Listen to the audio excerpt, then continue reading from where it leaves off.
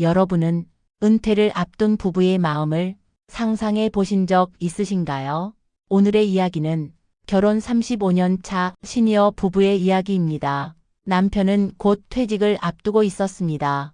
앞으로 뭐 하고 살아야 하지? 남편은 매일같이 중얼거리며 한숨을 내쉬곤 했습니다. 그 곁에서 아내는 묵묵히 식탁을 정리하고 차를 따르며 그 말을 조용히 듣고만 있었습니다.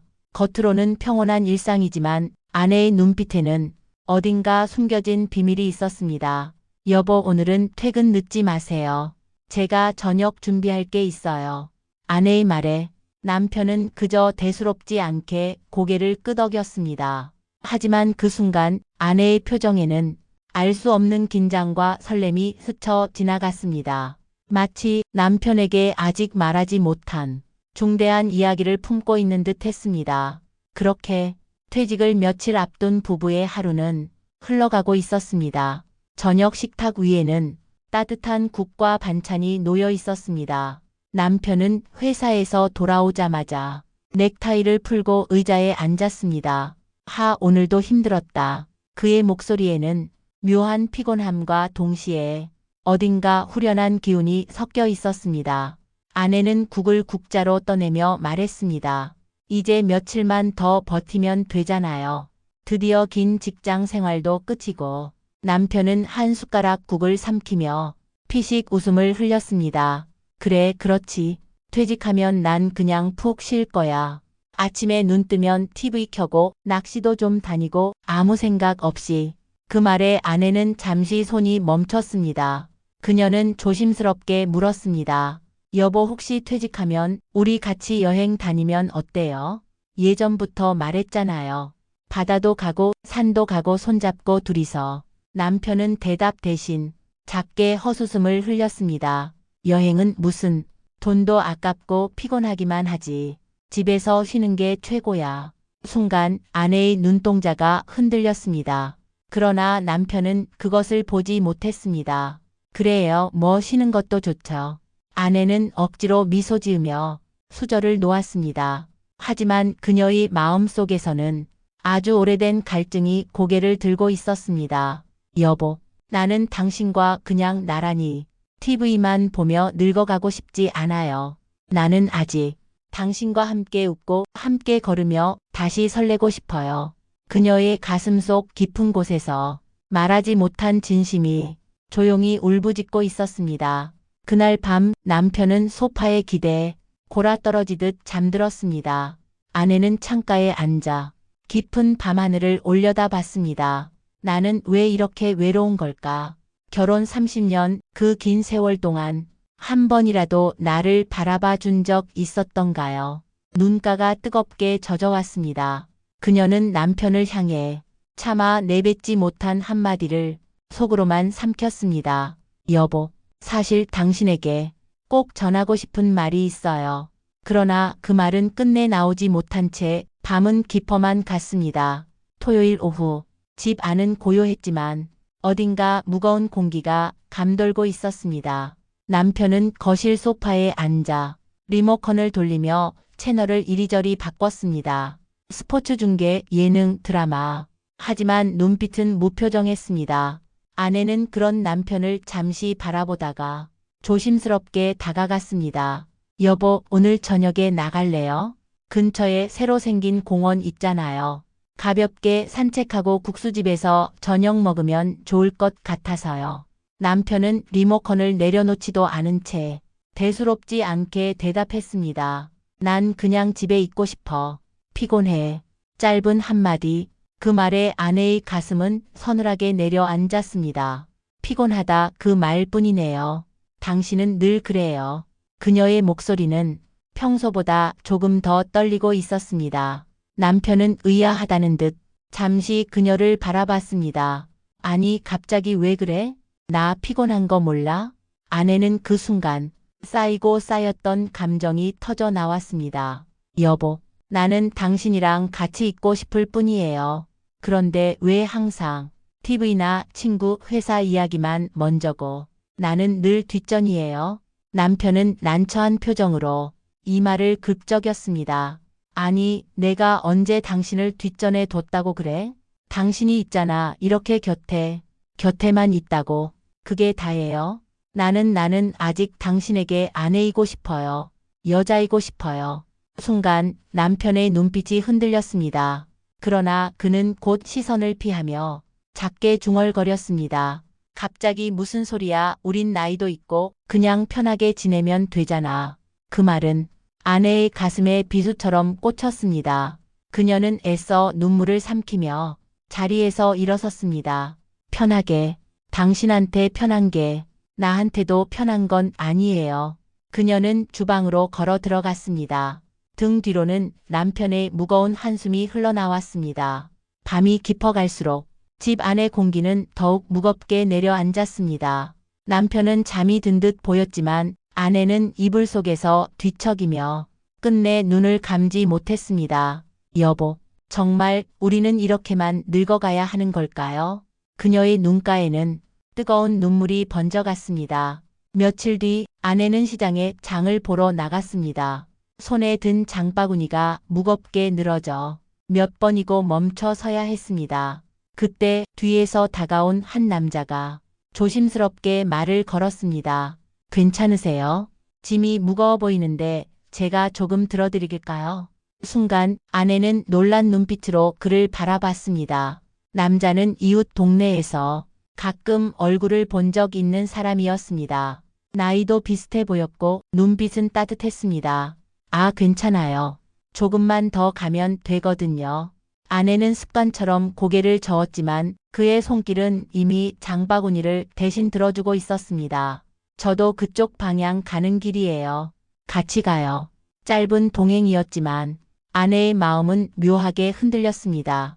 집 앞에 도착했을 때 그는 장바구니를 건네며 미소 지었습니다. 무거운 짐은 혼자 들지 마세요. 몸 상해요. 그 말은 단순한 배려였지만 아내의 가슴을 세차게 울렸습니다. 고맙습니다. 정말. 짧은 대답 뒤에 아내는 이상하게도 눈시울이 뜨거워졌습니다. 집에 들어서자 남편은 TV 앞에 앉아 있었습니다. 왔어? 반찬은 샀어? 그는 시선을 돌리지도 않은 채 물었습니다. 순간 방금 들었던 따뜻한 목소리와 눈앞에 무심한 남편이 선명하게 대비되었습니다. 아내는 손에 남은 낯선 이의 온기를 느끼며 조용히 중얼거렸습니다. 나는 언제부터 이렇게 외로웠던 걸까? 그 말은 자신조차 처음 듣는 고백처럼 가슴 깊숙이 스며들었습니다. 그날 저녁 식탁 위에는 아내가 정성껏 준비한 반찬이 놓여 있었습니다. 하지만 남편은 휴대폰 화면에서 시선을 떼지 않은 채 젓가락만 무심히 움직이고 있었습니다. 오늘 반찬 맛있네. 형식적인 말 한마디. 아내는 그 말이 오히려 더 서늘하게 느껴졌습니다. 정말 그렇게만 느껴져요? 당신 요즘 나한테 관심 있기는 해요. 순간 남편은 휴대폰을 내려놓으며 눈살을 찌푸렸습니다. 갑자기 무슨 소리야? 매일 같이 밥 먹고 같이 살고 있잖아. 아내의 목소리는 떨렸습니다. 같이 사는 게 전부예요. 나는 매일 외로워요. 당신이 집에 있어도 없는 것 같아. 남편은 황당하다는 듯 헛웃음을 흘렸습니다.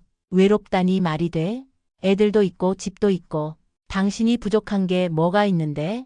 그 순간 아내의 눈에서는 눈물이 터져 나왔습니다. 부족한 게 아니라 당신 마음이 없어요. 나라는 사람은 이제 당신 눈에 안 보이죠? 순간 식탁 위 공기가 얼어붙었습니다. 남편은 굳은 표정으로 숟가락을 내려놓았습니다. 내가 지금까지 뭘 위해 일해왔는지 알아? 다 가족을 위해서였어. 근데 이제 와서 외롭다. 서운하다. 그런 말 듣자고 내가 평생 고생한 거야? 그 말은 칼처럼 아내의 가슴을 찔렀습니다. 돈만 벌어오면 다예요. 당신 옆에 있는 나는 대체 뭐예요? 아내는 끝내 목소리를 높였습니다. 이렇게 사느니 차라리 혼자인 게 나아요. 순간 남편의 얼굴은 굳어버렸습니다. 둘 사이의 공기는 더 이상 되돌릴 수 없는 벽이 생겨버린 듯 차갑게 갈라졌습니다. 그리고 아내는 알았습니다. 이제 이 결혼 생활은 그저 껍데기일 뿐이라는 것을. 그날 밤 아내는 작은 가방을 꺼내 들었습니다. 몇 벌의 옷과 남편과 함께 찍었던 오래된 사진 한 장을 넣으며 눈물이 뚝뚝 떨어졌습니다. 이제 더는 못 버티겠어. 그 순간 전화벨이 울렸습니다. 엄마, 내일 손주 돌잔치 같이 가실 거죠? 멀리 사는 딸의 목소리였습니다. 아내는 말문이 막혀 한참 동안 대답하지 못했습니다. 그래, 내가 집을 나가버리면 이 아이들 눈에 나는 어떤 모습일까? 손주의 첫 생일, 아이들의 기쁨 속에서 자신만 사라져 있는 장면이 떠올랐습니다. 아내는 결국 천천히 가방을 내려놓고 손으로 얼굴을 가린 채 흐느꼈습니다. 나는 아직 가족의 한 부분이야. 이 아이들과 손주를 두고는 어디에도 갈 수 없어. 그날 밤 아내는 처음으로 깨달았습니다. 붙잡아야 할 건 남편의 무심한 사랑이 아니라 아이들과 손주들의 웃음이라는 것을. 며칠 뒤 아침, 남편은 평소와 다르게 조금 일찍 일어나 부엌으로 향했습니다. 당신, 오늘은 내가 커피 내릴게. 서툰 손길로 커피를 따르던 남편은 컵을 건네며 어색하게 웃었습니다. 이런 건 젊었을 때 당신이 잘 해줬잖아. 가끔은 내가 해도 괜찮지? 아내는 놀란 눈빛으로 남편을 바라보다가 조용히 고개를 끄덕였습니다. 그 순간 오래된 기억이 스쳐갔습니다. 처음 신혼집에 들어왔을 때 같이 웃으며 커피를 마시던 두 사람의 모습. 식탁 위에는 지금은 식은 커피 한 잔뿐이었지만 아내의 가슴 속에는 조금 따뜻한 온기가 퍼지고 있었습니다. 그날 저녁 남편은 또 다른 말을 꺼냈습니다. 주말에 손주 보러 같이 갈까? 짧은 한마디였지만 아내의 눈가에는 눈물이 고였습니다. 남편의 무뚝뚝한 얼굴 뒤에 조금씩 드러나는 진심. 아내는 가슴 속에서 무너져 가던 무언가가 다시 세워지고 있음을 느꼈습니다.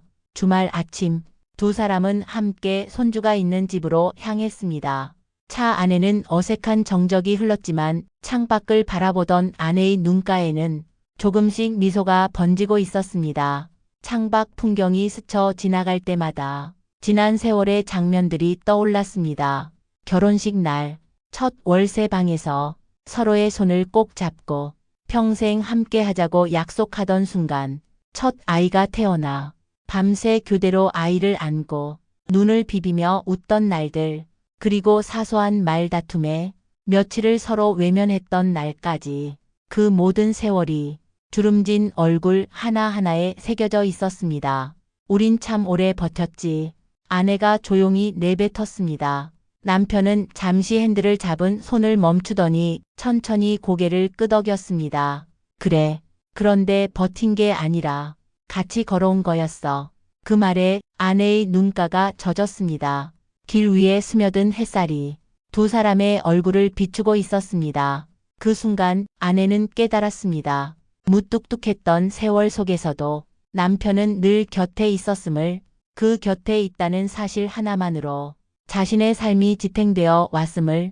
손주의 집 앞에 도착했을 때 아이들은 마당에서 뛰어놀고 있었습니다. 할머니, 할아버지, 손주들이 두 사람을 보자 반갑게 달려와 품에 안겼습니다. 그 순간 두 사람의 굳어있던 얼굴이 환하게 풀렸습니다. 아이들의 웃음소리 속에서 서로를 바라본 부부의 눈빛은 예전과는 달리 따뜻했습니다. 아내는 남편의 손을 조심스레 잡았습니다. 그 손은 거칠고 굳었지만 여전히 든든했습니다.